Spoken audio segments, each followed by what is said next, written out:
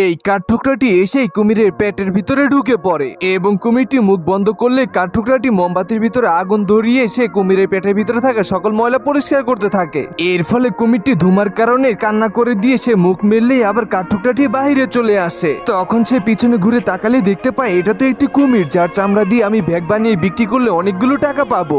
এর কারণে কাঠঠোকরাটি বই পড়তে থাকে। অন্যদিকে কুমিরটাও কাঠঠোকরাকে খাওয়ার জন্য সে নৌকা দিয়ে একটি ফাঁদ বানিয়ে নৌকার নিচে শুয়ে থাকে। তখনই কাঠঠোকরাটা খালি নৌকা পেয়ে সে নদীর ভিতরে ঘুরতে থাকে। এরপরে হঠাৎ করে কুমিরটা এসে নৌকা সহকারে কাঠঠোকরাটাকে নিয়ে যেতে থাকে, কিন্তু কাঠঠোকরাটাও কম চালাক নয়, সে লাফ দিয়ে একটি গাছের ঢালে উঠে যায়। आइए देखते हैं बैठ मजा आएगा। এখন কাঠঠোকরাটি ভাবতে থাকে কুমিরটি হয়তো অজ্ঞান হয়ে গিয়েছে, যার কারণে তার লেজ ধরে সে নিয়ে যেতে থাকে। কিন্তু কুমিরটি উল্টো কাঠঠোকরাটাকে ধরে বাসায় নিয়ে যায় রান্না করে খাওয়ার জন্য। তখনই উল্টো কাঠঠোকরাটি কুমিরটাকে পাতিলের ভিতরে ঢুকিয়ে ফেলে আর লবণ দিয়ে ঢাকনা লাগিয়ে দেয়। এরপরে কুমিরটি কাঠঠোকরাটাকে দেখে সেই গাছের ঢালে মরে যাওয়ার ভান করে, কিন্তু কাঠঠোকরাটা এটি করাত নিয়ে এসে সেই গাছের ডালটাকেই কেটে দেয় আর কুমিরটাকে অজ্ঞান করে সে লেজ ধরে নিয়ে যেতে থাকে। এরপরে কুমিরটা উঠেই কাঠঠোকরাটাকে ধরে ফেলে এবং দুটি খড়ি দাঁড়া করিয়ে তার লেজের সাথে কাঠঠোকরাটাকে বেঁধে ফেলে। सिस्टम पार देंगे।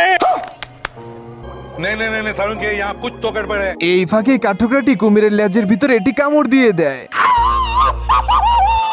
এরপরে কাঠঠোকরাটা গাছের নিচ দিয়ে যেতে ধরলেই কুমিরের সাথে তার ঝগড়া লেগে যায়,